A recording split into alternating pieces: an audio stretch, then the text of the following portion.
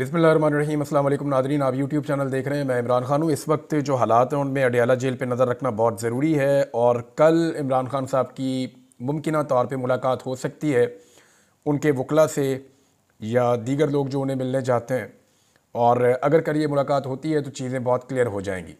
देखें, कुछ खबरें जो हैं वो कुछ एक्टिविटीज़ ऐसी हुई हैं जो हमने आपको रिपोर्ट की हैं। सिस्टम खुद भी चाहता है कि तवज्जो लोगों की बटे, यानी वो ये चाहते हैं कि जो कुछ भी 26 तारीख की रात को इस्लामाबाद डी चौक में हुआ उसके बजाय लोग कुछ और डिस्कस करें। लोग डिस्कस करें कि इमरान खान साहब को शिफ्ट किया जा रहा है, लिहाजा इसके लिए एक कार्रवाई शुरू की गई और वहाँ पे ये बाकायदा अनाउंस किया गया, बताया गया। वहाँ पे अनाउंसमेंट तो नहीं थी, लेकिन वहाँ पे जो लीगल तरीक़ाकार है कानूनी, उसको अडॉप्ट किया गया और जेल के अमले को ये इन्फॉर्मेशन मिली कि अब इमरान खान साहब को मूव किया जाएगा। उसके बाद ये खबर बाहर आती है और उसके बाद जो इमरान खान साहब के साथ जेल में सलूक है वो भी चीज़ें रिपोर्ट हुई हैं कि किस तरह से उनको तंग किया जा रहा है। अब इससे तवज्जो बटाना भी बाज़ औक़ात मकसद होता है, यानी कभी गवर्नर राज की बात कर दी, कभी कोई और। लेकिन आज की मैं आपको खबर दे देता हूँ जो आज अडयाला जेल में हुआ। अडयाला जेल में काले शीशों वाली 2 फॉर्चूनर गाड़ियाँ आज सुबह, यानी एतवार वाले दिन, एतवार को मैं आपको ये बता दूं कि कोई वज़ीर जेल खाना जात हो या कोई वज़ीर आला हो या कोई बड़ा जज हो या कोई सुपरिटेंडेंट जेल हो या ये आईजी जेल खाना जात हो, ये लोग तो जा सकते हैं। वैसे कोई मुलाकाती वगैरह एंटर नहीं हो सकते जेल के अंदर, ये बड़ी क्लियर है एक चीज़। अब हुआ ये है आज के दिन में कि 2 गाड़ियाँ जेल के अंदर दाखिल हुई हैं। इन दोनों गाड़ियों की तलाशी नहीं ली गई, इनको चेक नहीं किया गया। ये दोनों गाड़ियां काले शीशों वाली थी और दोनों गाड़ियां फॉर्चूनर गाड़ियां थी। ये जेल के अंदर दाखिल हुई, इनके आने से पहले ही दरवाज़ा खुल गया था। ये रफ्तार के साथ अंदर दाखिल हुई गाड़ियां, इनको चेक नहीं किया गया। दोनों गाड़ियों के ऊपर नंबर प्लेट नहीं थी। 7 से 8 लोग कुछ फाइलें वगैरह लेकर गाड़ियों में से उतरे और वो अंदर चले गए जेल में, जबकि जो 2 ड्राइवर थे वो गाड़ियों के अंदर मौजूद रहे हैं। अब तकरीबन जो इतला आई है, एक इतला ये है कि 6 घंटे के करीब और एक इतला ये है कि 2 बजे के बाद किसी वक्त ये गाड़ियां वहाँ से निकली दोबारा। हाँ, ये बात कंफर्म है कि जब ये गाड़ियां वहाँ से दोबारा निकली हैं चंद घंटे या कई घंटे रहने के बाद, तो ये बड़ी रफ्तार में वहाँ से निकली हैं और इनके बाहर आने से पहले दरवाजे खुल गए थे और ये गाड़ियाँ बड़ी रफ्तार में वहाँ से निकली और सीधी गायब हो गई, नज़रों से ओझल हो गई। तो 2 गाड़ियाँ थी, दोनों फॉर्चूनर थी, 7 से 8 लोग थे। ये जेल के अंदर गए, इन्होंने छुट्टी वाले दिन किससे मुलाकात की, क्या बातचीत हुई, इसके बारे में किसी को कुछ पता नहीं है। जितनी इन्फॉर्मेशन थी उतनी मैंने आपको दी है कि 2 फॉर्चूनर गाड़ियाँ जेल में आई हैं और ये जेल का अमला नहीं है, ये बात मैं आपको कंफर्म कर रहा हूँ। और ना ये SOP फॉलो किए गए हैं जिन SOPs के साथ कोई जेल में दाखिल होता है। बहरहाल ये गाड़ियाँ आई, 7-8 लोग थे, ये अंदर गए, ये किसी को मिले या इन्होंने कोई कार्रवाई की, उसके बाद ये निकले और वापस चले गए। एक खबर और है जेल के हवाले से। जेल में एक नया SOP बनाया गया है कि इमरान खान साहब के ऊपर जिन ऑफिसर्स की ड्यूटी है उसमें असिस्टेंट सुपरिटेंडेंट भी है और डिप्टी सुपरिटेंडेंट भी है, जबकि 4 के करीब मुलाजिम भी हैं। अब ये जिन लोगों की ड्यूटी इमरान खान साहब के ऊपर है, नंबर 1 आधा ऊपर नीचे हो सकता है, इन लोगों के बारे में एक हुक्म जारी किया गया है कि 15 दिन तक ये लोग जेल से बाहर नहीं जाएंगे। यानी ये क्लियर कर दिया गया है कि जब तक इनकी ड्यूटी इमरान खान साहब के मामलात पे है तो 15 दिन तक ये लोग जेल से बाहर नहीं जाएंगे। जेल के अंदर ही एक बैरक का एक जगह है, उसको खाली करवा के इनकी चारपाइयाँ और बिस्तर लगवा दिए गए हैं कि जनाब आपने जेल के अंदर रेस्ट करना है। जेल के अंदर आपको पता है कि जैमर्स वगैरह चल रहे होते हैं, वहाँ से बाहर राब्ता भी नहीं कर सकते, सिर्फ इसलिए कि इमरान खान की कोई मालूमात बाहर ना आए। लिहाजा इन लोगों को बाउंड किया गया है कि ये 15 दिन जेल के अंदर रहेंगे मुबैना तौर पर, क्योंकि मुझे ये इतला मेरे एक सोर्स ने दी है तो मैंने ये आप तक पहुँचा दी है। अब नाज़रीन, वज़ारत दाखिला ने एक स्टेटमेंट बाकायदा पूरा दे दिया है इस मामले पे जो डी चौक में हुआ। उनका स्टेटमेंट कितना सच है और वो स्टेटमेंट के अंदर क्या कर रहे हैं और आने वाले वक्त में क्या करने जा रहे हैं, उस स्टेटमेंट से सारा अंदाज़ा हो जाता है। लेकिन एक चीज़ बड़ी क्लियर है कि इमरान खान साहब ने इसको फाइनल कॉल का नाम दिया था।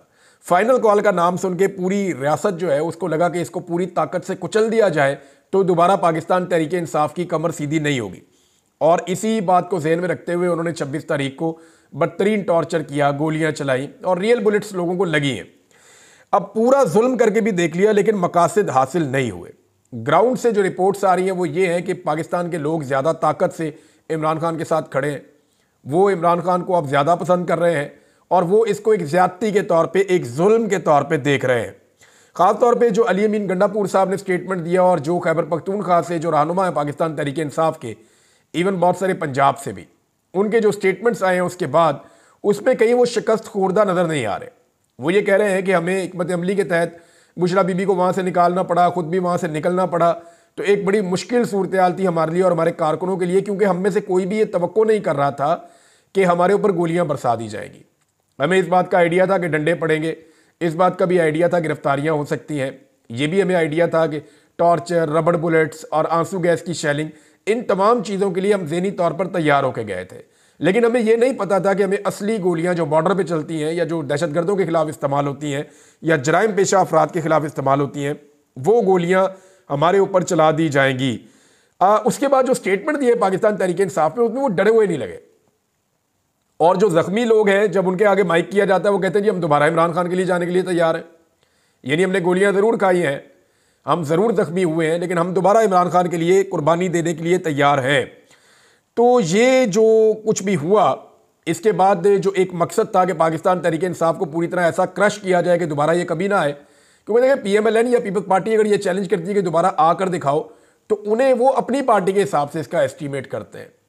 उन्हें ये लगता है कि अगर हमारी पार्टी को इतनी मार पड़ती तो कभी दोबारा ना आती। वैसे आपकी पार्टी इतना मार खाती भी ना नवाज शरीफ के लिए या जरदारी के लिए, इस वक्त वो बेनज़ीर भुट्टो थी जिसके लिए लोग मार खा लेते थे।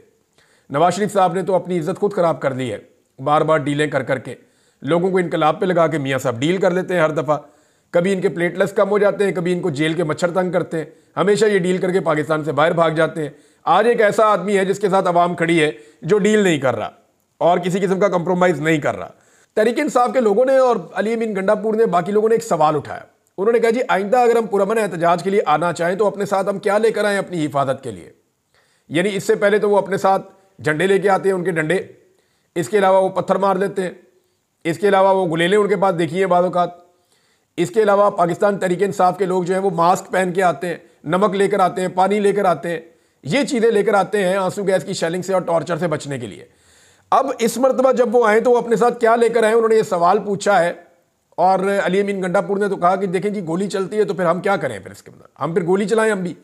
तो इस तरह की बातें जब पाकिस्तान तहरीक इंसाफ के लोगों ने की, इसका मतलब है वो डरे हुए नहीं हैं, वो निज़ाम को ये बता रहे हैं कि वो पीछे हटने के लिए तैयार नहीं है।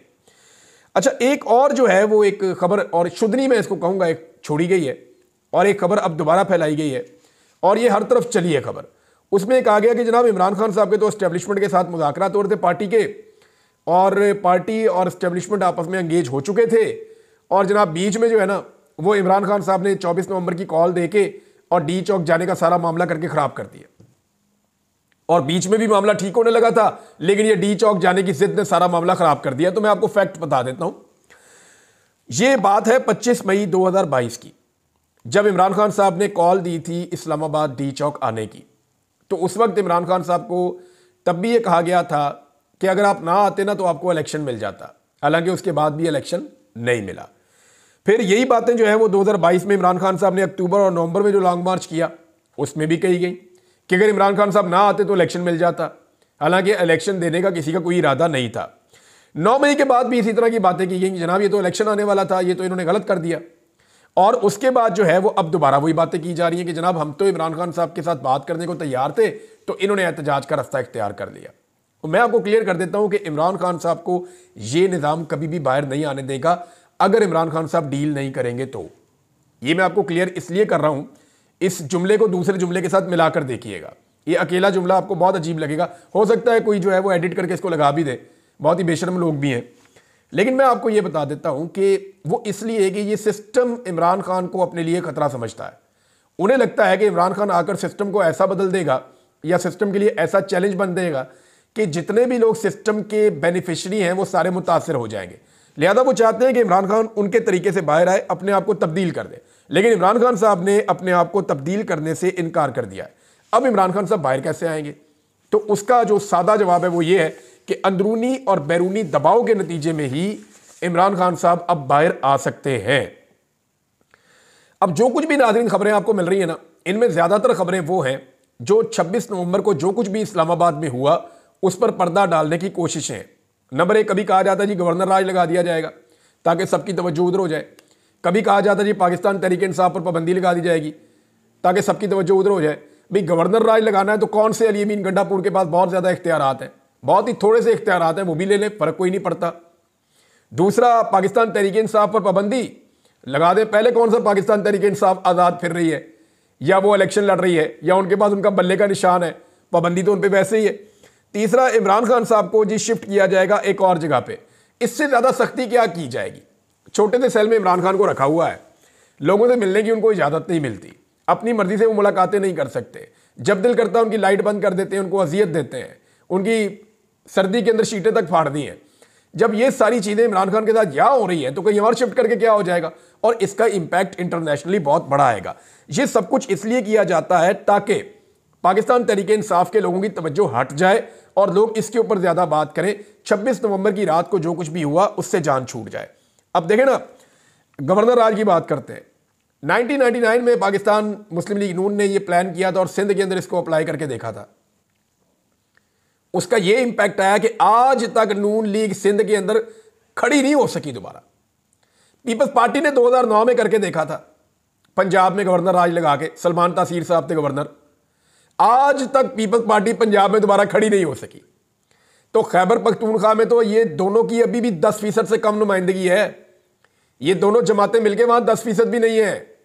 ये दोनों मिलकर पूरा जोर लगा लें, गवर्नर राज लगाएंगे, ये जो 10% इनके पास 10% से कम है, ये 1% भी नहीं बचेगा।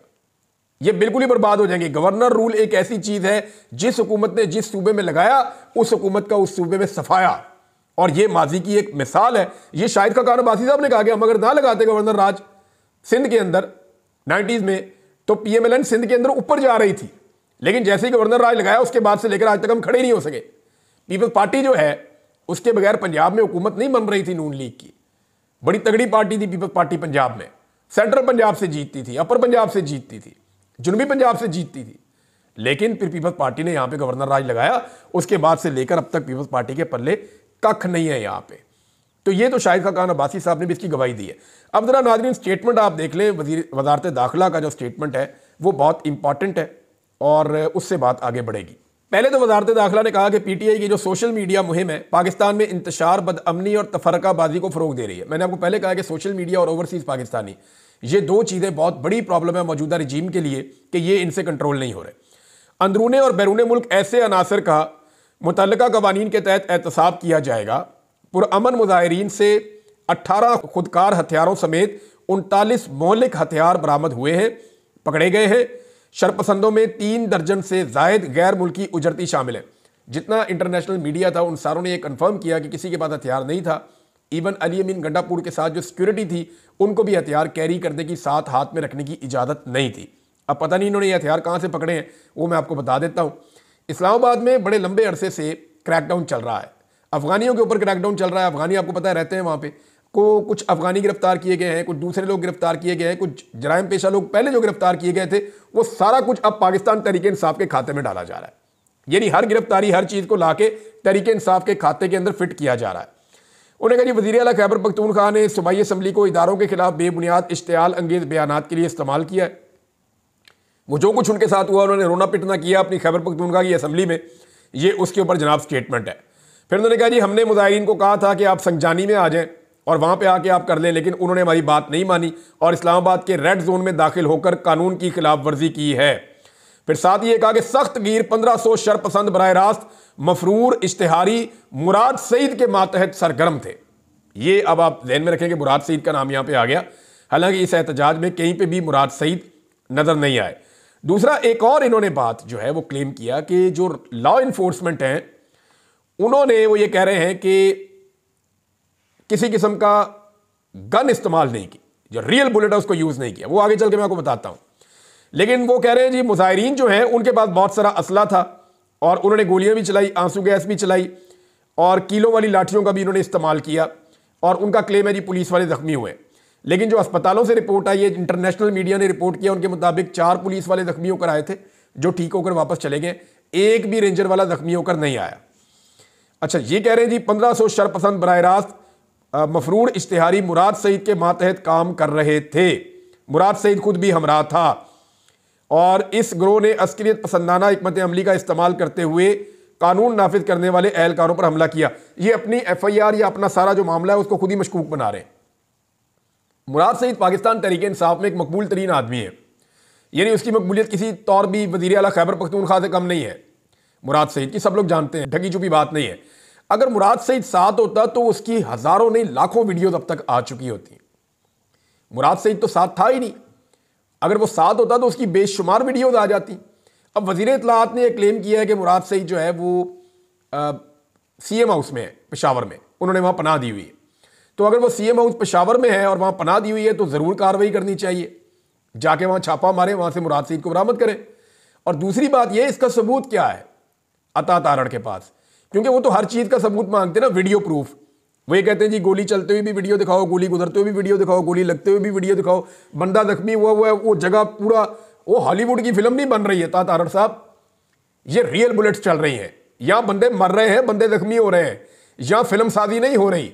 आप पता नहीं कौन सी दुनिया में रहते हैं। बहरहाल उन्होंने ये कहा कि ये मुराद सईद जो है वो वज़ीर आला हाउस खैबर पख्तूनख्वा में है, तो ठीक है, वहाँ जाके मारें छापा, अटैक करें, मुराद सईद मतलूब है, उसको ढूंढें वहाँ पे जाके, अगर मिल जाए तो पाकिस्तानियों को बताएं कि जनाब वहाँ से मुराद सईद मिल गया है। और मुराद सईद के बारे में कह रहे हैं जी ये साथ आया था। अगर ये साथ आता तो ये जितने जालिम है ना पाकिस्तान तहरीक इंसाफ के लोग, उसकी इतनी फोटोएं बनाते हैं और इतनी वीडियोस बनाते हैं कि कोई सोच भी नहीं सकता। मेरा नहीं ख्याल कि मुराद सईद आया था, क्योंकि मुराद सईद को जो है वो सख्ती से मना किया गया, उसको ये कहा गया कि आपने सामने नहीं आना, आपकी जान को खतरा है। वो पॉलिटिकल आदमी है। अब उसके मामलात ये हैं कि मुराद सईद हो गया, मैंने पहले भी आपको बताया था कि मुराद सईद के बारे में, कासिम सूरी के बारे में, और एक अटक से हैं जुल्फी बुखारी, उनके बारे में ये है कि उनका सामने आना मुश्किल है इन हालात में। और भी कुछ लोग हैं, लेकिन ये 3 लोग मैंने आपको पहले भी बताए थे। अब आप एक और चीज़ देखें कि गुज़िश्ता चंद दिनों में जितने बंदे पकड़े गए ना, वो सारे के सारे पाकिस्तान तहरीक इंसाफ के खाते में, और हथियार किसी मीडिया को, किसी बंदे को नजर नहीं आए चलाते हुए, लेकिन हुकूमत ने हथियार भी बरामद कर लिया। वो पता नहीं कहाँ से बरामद किए, इसके बारे में कोई आइडिया नहीं है। वो कह रहे हैं ड्यूटी पर मुतय्यन 3 रेंजर एहलकारों को गाड़ी चढ़ाकर शहीद कर दिया गया। अब ये भी इल्ज़ाम पाकिस्तान तहरीक इंसाफ पे लगाया गया। इब्तदाई तहकीकात के मुताबिक अब तक जो सामने आया उसमें यह है कि ये एक नौजवान था जिसका ताल्लुक जो है वो नॉर्मली पाकिस्तान पीपल्स पार्टी से बताया जाता है, शायद खकान अब्बासी साहब की भी जानने वाली वो फैमिली है, और इनका रैली से या कोई ताल्लुक पाकिस्तान तहरीक इंसाफ से नहीं था। और उसका जो इब्तदाई बयान है वो ये है कि उसको पता नहीं चला, वो देख नहीं पाया एहलकारों को, और उसकी तेज़ रफ्तार गाड़ी के साथ 3 रेंजर एहलकार जो हैं वो शहीद हुए थे। अब ये मामला वजारत दाखिला अभी भी यहाँ पे इसी खाते में डाल रही है, और साथ उन्होंने ये कहा कि आइन के आर्टिकल 245 के तहत इस्लामाबाद में पाक फ़ौज को तैनात किया गया। और साथ उन्होंने ये कहा कि जी इसका मकसद ये था कि हिफाजत की जाए, और उन्होंने कहा पाक फ़ौज का पुरतशद्दुद हुजूम से बराह रास्त कोई टकराव नहीं हुआ, और किसी किस्म की लाइव एमुनिशन का इस्तेमाल, रियल बुलेट जो है उसका इस्तेमाल नहीं किया गया।